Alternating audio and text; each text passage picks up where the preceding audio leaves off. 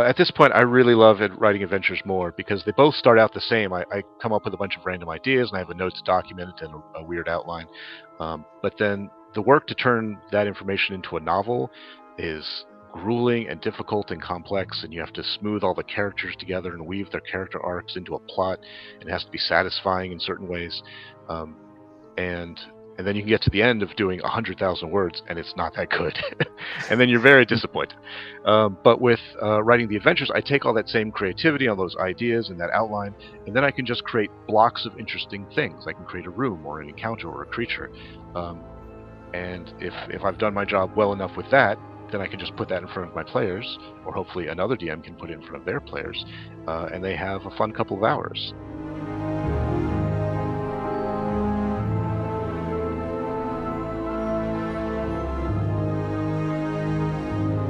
Hi, welcome to the Dieku Podcast.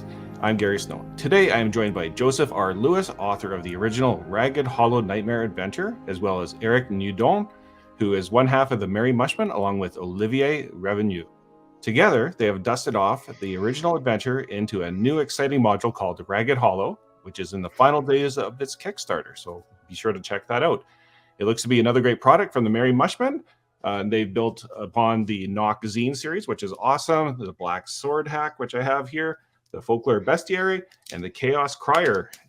Gentlemen, welcome. Hi, Gary. Thank you so much for having us. Yeah, thank you. It's nice to be back.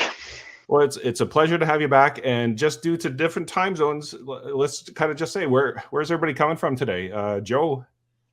I'm coming to you live from Maryland in podcast time. And I'm in Ireland, so it's a bit late, but... And thank you for Eric. It's almost midnight in Ireland, and trying to accommodate all the different time zones. I'm in Calgary, Alberta, Canada, so trying to stretch across all these different time zones. We made it work, and I'm happy to have it happening. Sorry, go ahead, Eric. No, I was going to compare it to a late night game session where things get a bit crazy. My math is not going to be very good. I apologize about that.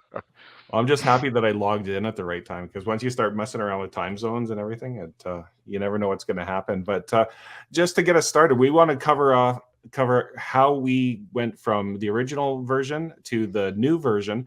But before we do that, Joe, tell us, how did you get started in this crazy little hobby? When did you start designing games? We're going to skip forward to designing games. Well, that's much easier than all the way back. Or even what was your introduction into the hobby? How'd you get involved? Oh, introduction to the hobby goes all the way back. When I was very small, I spent all my time at the local library. I would ride my bike up there, and I would just sit in the aisles and read books. And because I don't think I knew at that age that you could just take them home. And one of the books I stumbled across was, I believe, is the second advanced D&D book, Player's Handbook, and I just sat and read that over and over again. I don't even think I understood that it was a game. It was just full of great fantasy stuff, and I was fascinated by it. I love the artwork. And over the years, of course, I learned what it was, and I started playing various games with lots of friends on and off high school and college. And then I got into gaming more seriously in my 30s or so, and I went from a 5e player to a DM. Then I rapidly wanted to start creating my own homebrew. And I discovered the OSR scene and all of the great products and all the alternate games and alternate systems that are being created by so many creative people. And I absolutely plunged right in. I own tons of books, and I've only played half of them. But I've been publishing my own stuff for a little over 5 years now, I think. And I try to put out everything for multiple systems. So everything usually at least has a 5e and an OSR or an OSE version to it. And I've also started putting out Into the Odd versions of my adventures. But I love doing it so much as both a creative and a technical exercise for writing up materials. But mostly what I really want is to help DMs and give them really useful content so that their job's easier at the table. Well, and you've got a lot of recognition. We'll talk about Bryce Lynch's review about the adventure later on, but you've got a lot of recognition. A lot of people really like your adventures. And then, Eric, how did you and Joe get connected? That was through Olivier. So I believe there was an email about getting involved in Nock early on. but that didn't happen because No, that's my someone. fault. We could have insisted a little bit, but yeah, we're always in touch with between 40 and 60 people every time, so we must have forgotten about you for a bit. No, But it's my then, fault. I missed the email. but then Olivier, I think, just downloaded your adventure. I don't know if he'd read the Bryce Lynch review first, or just read it and liked it and had the great idea of pairing the writing and the kind of whimsy folktale vibe that you have in it with Leanne's art.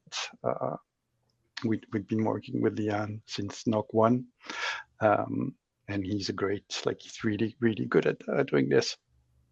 So yeah, marriage made in heaven. Let's work on this.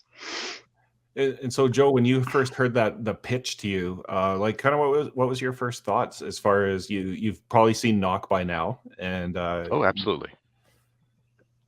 No, I had missed Olivier's original email inviting me to contribute to Knock by several months, and I got back in touch with him and I said, "I'm so sorry. Can I still contribute to Knock?" He said, "No, we published it a month ago. You missed that boat by quite a bit."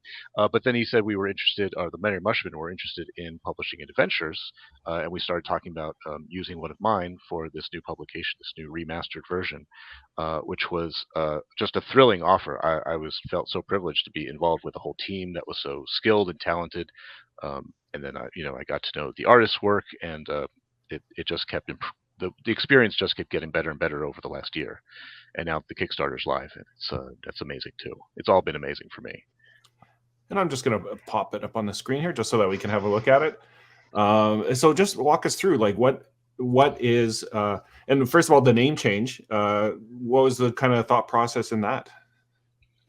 We'd had a couple conversations about how to remarket or rename and to describe that this was a different version, but still call back, that it's a new version of something older. And so by rearranging the words, it's clearly different, but still recalls the original. And we thought that was a good compromise to accomplish both goals. But originally, I wanted to create a starting adventure for a bunch of new players that I had, adult players who had never played before. They were very enthusiastic, and I wanted to give them all of the classic experiences of playing D&D that a lot of us had when we were younger, and maybe don't think about as much. But I wanted to bundle all that together into one starting town where they could have all those experiences, but do it in a coherent way so that it all tied together and gave them a good story, sort of in the modern sense of a game. So there are witches, and there's a goblin market in the forest. There are bandits in the hills. There are factions in town. There's a dwarf tomb in the mountain. All these sorts of things that we may have done before. There's even spiders in a cellar. Lots of classics and tropes that I tried to punch up and make more interesting. But we have to remember that every day or every year, thousands of new people discover RPGs for the first time. It's always someone's first time, and we can't always say, well, go back in time 50 years and read the original or play the original. I think we should keep trying to punch up all these ideas for new people, for new players, to encourage them and embrace them into the hobby.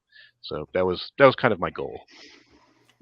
And I think they're kind of expecting it as well.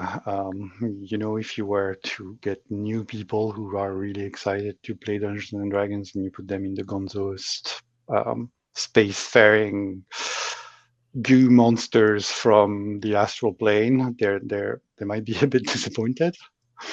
That's a very good point. Yeah, they might say, "Where's the dungeon? Where's the dragon?" Yeah. We can't say, "Oh, we're tired. We've all done that before. We don't want to play that." No, we can't say that. And let me just pull some quotes here from Bryce's review, and I'll put the show notes because I've had Bryce on the channel before, so I'll put notes up there, and right after that I'll also say I have had Eric on the show before, so I'll put a link to Eric's interview so you can go back and learn a little bit more about Eric's journey. But Bryce's comments were great adventure and capital all great. Even the magic broom has personality. Great new creatures, great new magic items, chock full of flavor, and it's easy to use. And I mean, obviously that's a small snippet of the kind of synopsis of the adventure or his final review. But were you surprised? Because I mean, he's pretty harsh on some people in some adventures.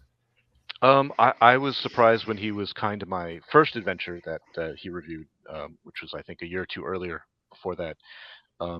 Because I knew his reputation, but there are so few review sites or review blogs. I had no sense of whether or not my stuff was any good at all. I didn't have any feedback. And when he started sort of consistently saying that he liked my stuff, that was very encouraging.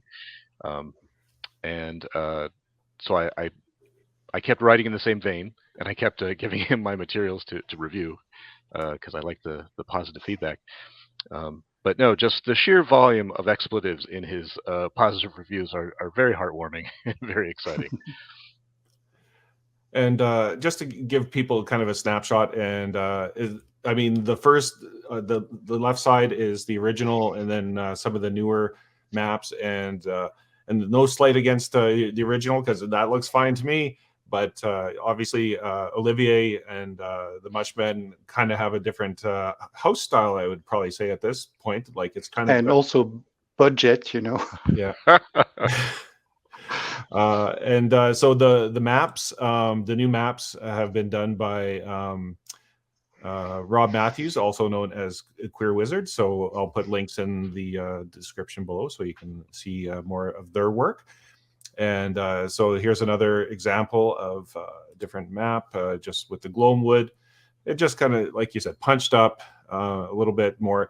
And I just love the splash of color. We had hoped to have Olivier on the show just because I really wanted to talk to him about the duotone choice. But maybe, Eric, you can kind of jump in and talk about that duotone, the reddish orange and black.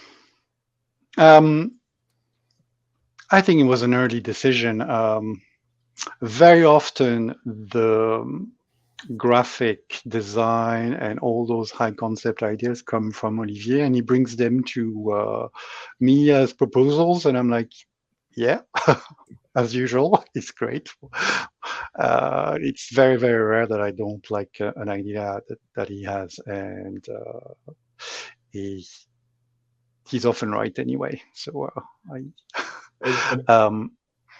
but yeah, I think it was, we didn't want to make it full color just as a nod to the old modules, because we've had that, we have that screen, like detachable cover that you'll show in a bit, like the old TSR modules of the old days that some of us remember fondly.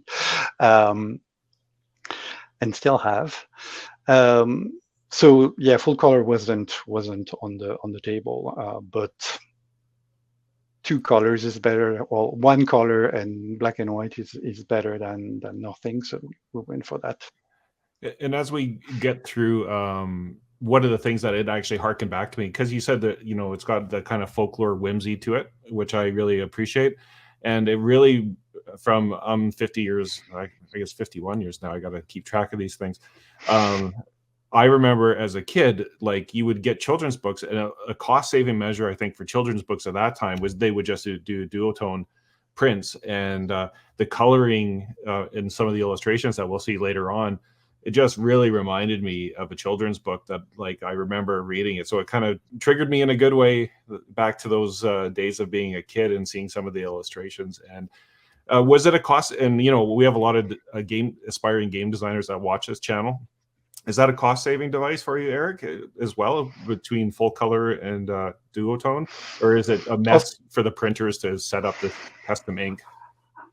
No, it's I believe it's simpler to do duotone than for, that would be CMYK, but it's probably not a huge saving. I'd be hard pressed to give you any numbers because I hear the numbers, I see the numbers in emails, and I forget about them. You'll have to get Olivier about that, and he'll give you all the nitty gritty. And here's some just other examples of it. You can just see the use of the coloring and the shading on the illustration and in the layout.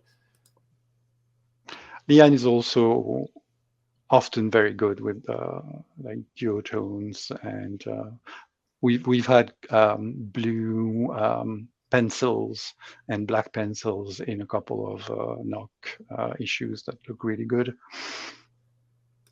Well, I mean, it looks great. This one in particular, the ogre, in like, it just made me go, I've seen that vibe in some children's books before. It brought me back to some good times in my life.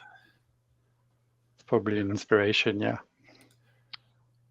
And just some more, and then some dungeons. How much of and then we can kind of see, well, maybe I'll pop that off the screen for a little bit. We can talk about the process a little bit more. But so how much did you change, or like when you said, okay, I can start fresh, how much did you go, okay, like Joe, did you go, these are the things I always wish, like, reflecting upon it, I wanted to change? And how much did Eric and Olivier bring in?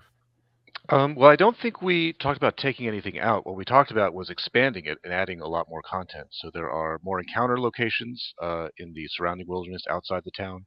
There's a new rival faction.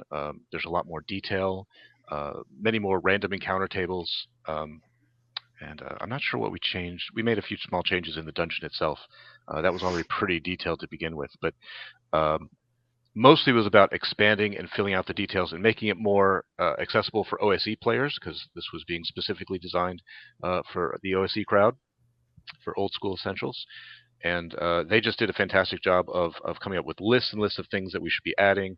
And I tried to do as much of that writing as I could until I ran out of gas, and they swooped in and came up with tons of great ideas too. They were massive contributors. So it's 30-40% bigger than the original, something like that. There's tons of new content. Yeah, from 50 to 80 page, something like that. Or was it 56? But not the same format. So we'll have to count the words, and we haven't done that. Olivier did a lot of writing in the end. That's something that often happens since he's putting the text and images into the layout. Then he realized, oh, there could be half a page here for foliation. And a day later, we get an extra location and a few ideas. He just fills the blanks out of sheer inspiration and genius, I guess. And here's an example of like one of the earlier documents you shared with me, and then a more finalized version of it. And just kind of seeing like the pencil test and making sure it fits into the space. And what kind of, like, and I should mention the artist, Leanne, who is a French graphic novelist, and incredible. It just matches the tone really well. But just tell us about the process. Like how far in advance, like how long have you been working on it? How long did it take to kind of come up with the final concept and then work through all the illustrations and finding the artist and that kind of thing? I think we started serious conversations in September of last year. So something like that, yeah. Yeah, so we went through a lot of writing processes and discussing additions. And I was not privy to a lot of the design process, so I don't know when or how Leon was brought on board. But I was terribly excited when I started seeing the rough drafts and sketches. Then I started seeing the final art with the Kickstarter with everyone else. So that was a fantastic surprise. It's just been wonderful. I believe Leon would have been contacted very early on, just to make sure that he would have time to produce all these illustrations in a couple months.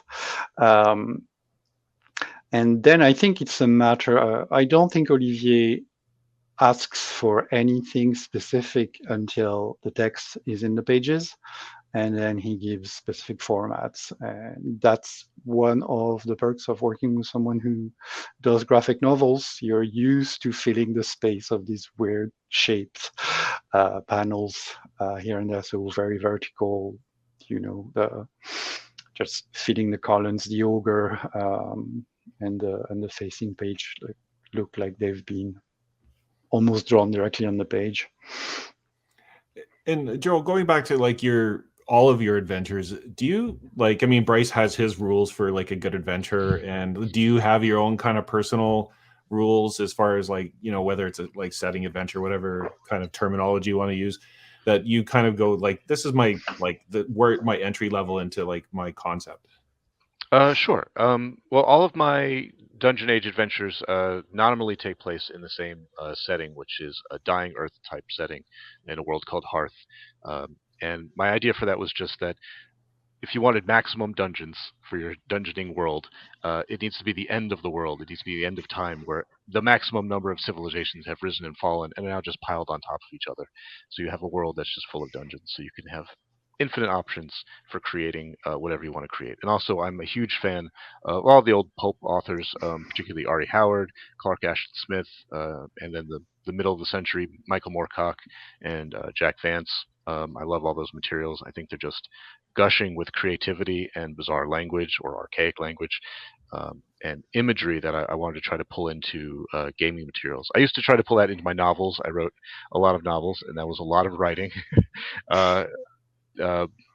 But the gaming materials, it's a lot more satisfying and exciting, because then I get to present it to my players, and it becomes alive in a fantastic way, and they get to contribute their creativity back at me.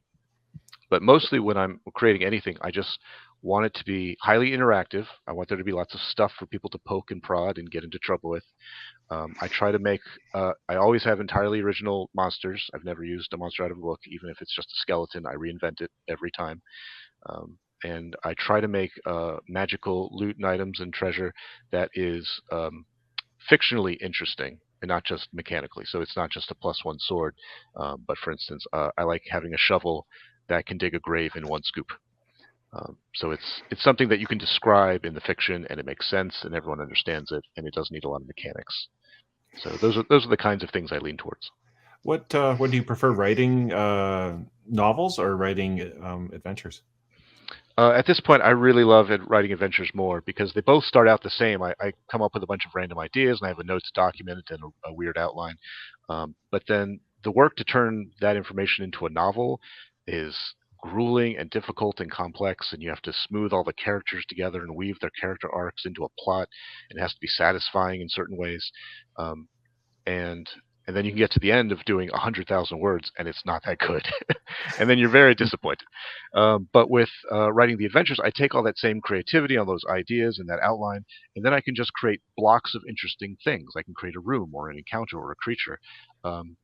And if I've done my job well enough with that, then I can just put that in front of my players, or hopefully another DM can put it in front of their players, and they have a fun couple of hours. And it's easier for me, partially because my background is as a technical writer. That's what I've been doing for the last 20 years in my day job, when I'm not at home having fun.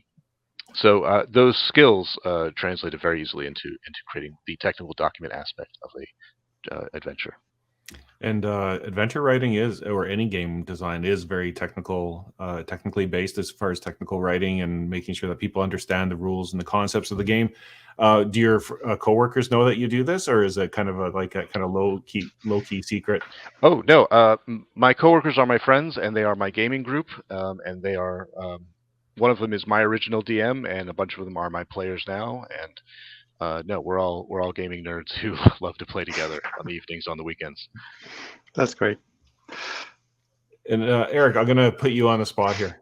When I was looking at the cover, and it's got JRL #1 up in the top left-hand corner, which is kind of like a nice callback to the original modules and the codes and that kind of thing. But is there going to be, and I'm assuming JRL stands for Joe's name? Yes, and it does. So there will be a #2. We haven't talked about about it yet. We were waiting to see how people would receive it, and it looks really good. We're close. I have the Kickstarter open here.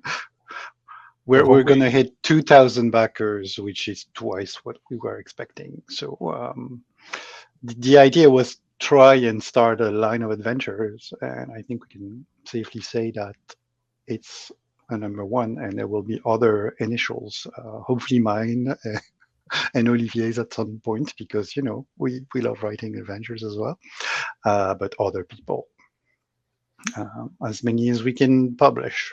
Really. So are you now expecting a flood of people that have designed adventures to be hammering your emails and going, hey, I've got one? Or do you have a list of ones that you've kept an eye on over all these years? There are a few people. Plus, we've worked with a lot of great designers and writers with Nox, so it won't be very difficult to get some interest. from some of those people. But we're terrible at planning stuff. Like, we have a lot of ideas, and it's usually the next thing we're excited that goes on to the next in the next slot. We're gonna try and be better at having release planning schedules and all that stuff in 2024, but it's hard. It's like work, as Well, compared to the writing part and the editing part, which is fun work. well, whatever you're doing it's working. So don't lose that little piece of magic. And then with the Mushmen, maybe potentially future editions. And I should actually, before I leave, I probably messed up here. I wanted to show the screen and the decision to use the screen, and just like the old days of that, you would have a screen. And I always find the A5 or digest size, like, it's just a nice height for me from a referee screen personally. So I love this. Yeah, I think it's going to work. We haven't seen, we don't even have a mock-up yet. But, we're used to the format. I have a small desk, and I run my adventures when I run online here. I have just like a little corner that's just enough to open an A5 book. So I'm hoping I'll be able to run this one easily enough. Well, it looks great. And I'm sure it's going to be a huge success. And what's in the future for the Mushmen? Knock 4 is very close to being finished, at least putting things together and talking with everyone involved, more or less. There's a lot of edits that I'm late on, but we're hoping to hit the fall, I'm going to say, the autumn, as we say here on this side. And more stuff. We are going to translate a couple French games in 2024. I'm not going to say any names, but there's a couple of games that we really like that are OSR adjacent. One of them I worked on, actually, so that's going to get easier to find this group. And we believe they need or they deserve a wider audience. So we're going to try and do that in 2024. And has it gotten, like, I mean, with all the different products you've been putting out and future plans, are you now able to devote full time to this, you and Olivier? Almost, for the both of us. I have a very, very small part of my formerly day job that I'm still doing, like half a day a week. But the rest is, Mushmen and my own writing. I do a little bit of freelancing in game writing, but not very much. I'm like mostly making sure that everything I've agreed on in the last few years gets finished. We'll have all the links to the Mushmen stuff in the video description. And Joe, what are you up to? What's your future plans aside from that divulging of a number 2, perhaps? Gosh, I'm in the middle of far too many projects that were not slated for projects I was supposed to do this year.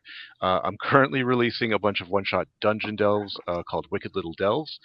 I'm also in the middle of trying to polish up a Lankmar-style city adventure, which is all written and play-tested. I have a Castlevania-style adventure that's all written and play-tested. I have so much stuff that is piling up, and I have a top secret project coming up in the future that I can't talk about, which is exciting to not be able to talk about. So far too much going on. It's good. It's very good. And considering all the adventures are in the same setting, in the back of your mind, have you thought of, I'm going to have a Greyhawk box? I have thought about doing super collections or a setting book even of some kind. I need more time. Can you give me more time, please? More hours in the week. I will get around to it, I promise. I think Dolmenwood is coming out next month on Kickstarter. Yes. It's going to give a lot of people ideas because it looks very excited about that. It looks great, and the idea of tweaking the system just enough to make it fit really well with the setting is great. Yeah, well, thank you, Wizard of the Coast, for the big OGL debacle that made everyone think twice about their plans. It's definitely exciting times, I think, in the OSR after the OGL kind of calmed down. Everybody kind of got their footing again, and now they're starting to see that there's the cracks in the big behemoth that is Dungeons and Dragons, and that I think there's a lot of people that are waking up to that and seeing other games such as yours and adventures, and I'm certainly excited for it. That's kind of my bread and butter on this channel, so I really appreciate when I have creatives come on here like yourselves and share the good work that you're doing. Thank you so much for having us on. Yeah, that was great.